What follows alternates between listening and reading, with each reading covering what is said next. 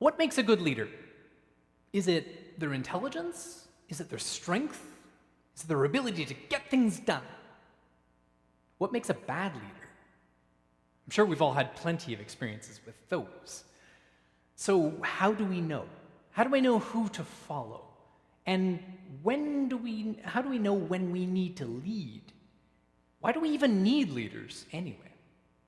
Well, good leadership is key to a good team. When we work together, we each bring our own unique abilities and experiences, strengths and weaknesses. But even a group of truly incredible people can flounder without effective leadership. If we don't know what needs doing, if we don't know who's doing what of what needs doing, then how can we know how to help?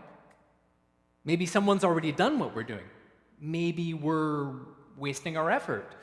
Maybe we're even working against one another. Or there's something that's doing that nobody's doing at all. Without leadership, it's easy for a team to fall apart into a bunch of uncoordinated individuals. But teamwork with effective leadership makes the whole greater than the sum of its parts, drawing out each one's strengths while working around their weaknesses. Even under the most difficult circumstances, great leadership can pull people together, bringing out the best in everyone to overcome the challenge. A well-organized and resilient group of committed amateurs will beat a squabbling gaggle of geniuses any day of the week. And often all it takes is one good leader to make a difference.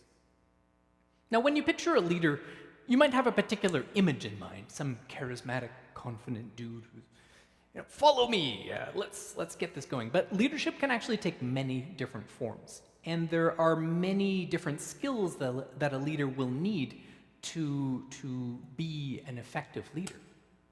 Some might use their perception and their insight to notice details, to point out what's important so that others will take notice.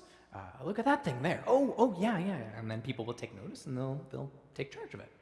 Others are better, though, at looking at the big picture. They look past the details and guide people's efforts towards this grander goal and let them take care of the details. One might need to bridge people together. Maybe they're a great manager of people, making introductions between the right people and building relationships between them, mediating and settling disputes between people, and translating and clarifying between different ways of thinking and approaching a problem. Another might be great at organizing or planning, turning a grand vision into a concrete plan, a concrete set of steps that people can be delegated to. Among the most important leaders are those who teach, those who cultivate understanding and help people grow into their potential. And of course, they're the leaders who inspire, those who lead by example, instilling their confidence, their spirit of leadership into everyone around them. Now, not everybody's equally good at all of these things, but that's what a team is for. Good leaders also follow, and those who follow must also sometimes lead. Leadership is usually best when it's shared, and good leaders are ones that collaborate.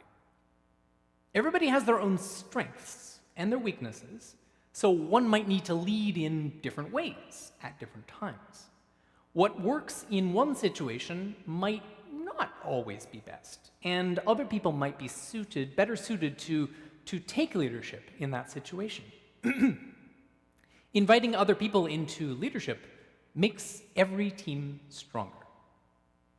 Nobody has all the answers. Nobody's going to be the singular, infallible leader, the oracle of all things, the omnipotent miracle worker. No, nobody can do that. There's no singular saviors of every situation. And even the strongest leader can be wrong, dead wrong. Maybe you might have a leader who's made a mistake, lead people astray, or falter under pressure. None of us are immune to being burned out. It's important for a leader to have humility in that case. When to ask rather than act. When to listen and to learn. And when to step aside. The goal of the leader is more important than their own position, their own leadership. And the team is actually the source of a good leader's strength. The best leaders create more leaders. They enrich and hold people up, holding space for others to grow in their own way. And great leaders give away their influence. They give away power. They give leadership to other people as they grow and step into their own light. A group where everyone is a leader, where all people share in that leadership ability, is the brightest of all. But of course, not all leadership is good. Leadership can just as easily create division and oppression and chaos. A bad boss is, according to surveys, the #1 reason why people quit their jobs. You might have a great company, you might have great coworkers, be paid well, have good benefits, vacation, the whole 9 yards, but it can be all ruined by bad leadership. It leads to stress, it leads to burnout, a sense of powerlessness, a sense that you're not being heard, a sense of not having agency, control over your own life. Toxic leadership can ruin any kind of team, be it a sports team or a workplace, a family, even an entire nation. Bad leaders aren't always bad people. Often they've got strong abilities in one way, and they mean well, but oftentimes they overuse one kind of leadership, or maybe they're held hostage by insecurity and defensiveness. A fear of losing control can drive someone to become an absolute tyrant, rule with an iron fist, my way or the highway, refusing to listen or compromise, being hostile towards questions, dismissive, punishing people who they perceive as a threat to their own position. A bad leader might be uncomfortable with the unknown, which might make them paralyzed with uncertainty or cause them to ignore problems altogether, just pretending they'll go away. If I just pretend it doesn't exist, then it'll probably solve itself. It'll probably go away. Yeah, no. Being too headstrong or controlling or self-centered, it's a surefire way to drive people away. If people don't feel listened to or respected, they're unlikely to be able to share their gifts in the way that they're meant to. If they're constantly fighting for their position or defending themselves against criticism, they can never really be their best. You have to be able to relax and move into your skills. And if you're being prevented from that by a bad leader, you'll never get there. But people in positions of leadership don't even always have everyone's best interests in mind. Selfishness and vanity and the blind pursuit of power can feed a terrible path of destruction. Tyrants will build themselves up by pushing other people down, setting people against one another to maintain the hierarchy, them on top and everybody else below. Loyalty and deference to these kinds of leaders is rewarded. You always need them to succeed, but they'll gladly throw you under the bus as soon as they don't need you. The goal is never to build people up for these types of leaders. It's only to keep their own power. We don't have to look too hard to see where this is happening, but it can also be deeply insidious. We tend to be attracted to confidence, or biologically, psychologically. We love people who are confident. We tend to follow them better. But all too often, this confidence is just a cover for their own personal ambition. So how do we know? How can we tell the difference between a good leader and a bad leader? Well, it's simple. You look at where they're pointing. Good leaders point towards others, their shared goals. They lift people up, they invite people in, and show respect for everyone. We, us, our. Bad leaders? They only point to themselves. They cling to power. They refuse to admit when they're wrong, and they use people to their own ends. I, me, mine. In our scripture lesson this morning, we see lots of good leadership. John the Baptist leads by pointing the way to Jesus, lending his respect to a promising new leader. Jesus, meanwhile, graciously extends an invitation, welcoming strangers into his home to share wisdom as valuable partners. Andrew encourages Simon to come along, bringing him into something exciting and fun. And then, of course, Jesus elevates Simon by calling him Cephas, Peter, the rock, a solid foundation to build on.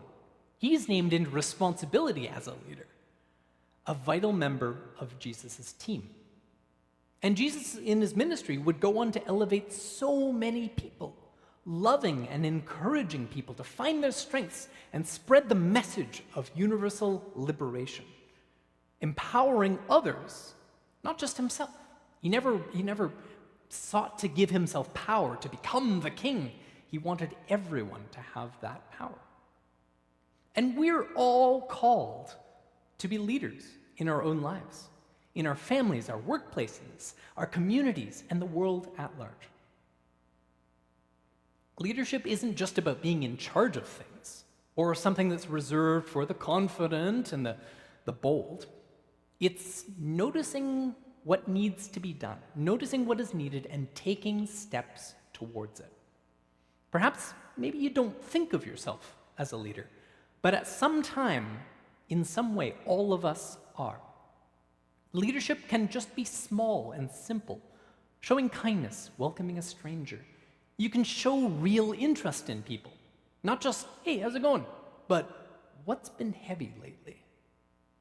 You can name what you notice in other people, appreciate someone for their skills, or just by being someone safe to speak to value their good energy. You can hold open space for those who need it, inviting people into your world. You can set the tone.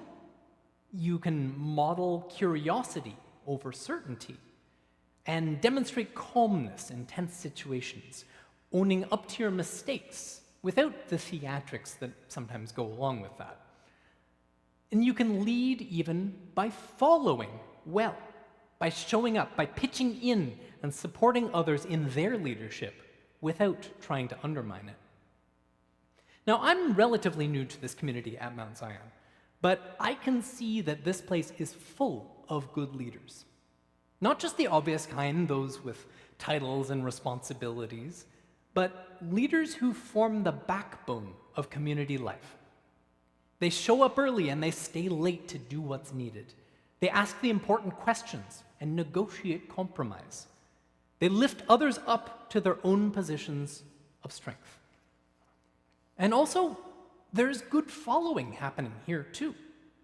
There are people who faithfully trust one another's judgment, who are open to new ideas, who allow others to lead and trust their judgment to be leaders, who provide support without needing credit for themselves, who know when to step forward and when to step back. This kind of community doesn't happen by accident. So I thank you. I thank you to all you leaders, visible and invisible, named and unnamed. You are doing the thing that Jesus is talking about, making room for others to grow. And with this strong foundation, the future of this community looks bright indeed. We need only continue the work of cultivating the leaders in our midst. When leadership is shared, it multiplies instead of bottlenecks. When people trust each other enough to step into responsibility, good things always follow.